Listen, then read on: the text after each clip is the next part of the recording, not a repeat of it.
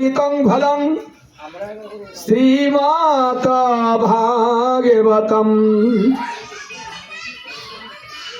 শ্রীমৎ ভগবদ গীতা এবং শ্রীমৎ ভাগবতম।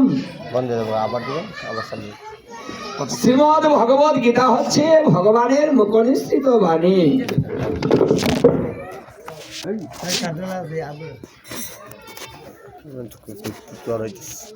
এই জন্য গীতাকে বলা হয় জ্ঞান শাস্ত্র।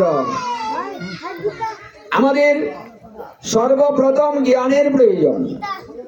তাই জ্ঞান যদি আমরা আহরণ করতে চাই তাহলে সেখান থেকে আমরা করতে পারবো, মানে ভগবানের মুখনিসৃত বাণী থেকে আমরা সেই জ্ঞানটা আহরণ করতে পারি। আর সেটাই হচ্ছে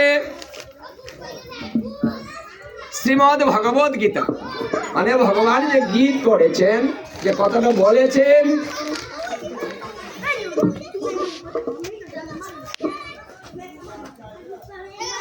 এই জন্য সর্বপ্রথম যে কোনো কার্যে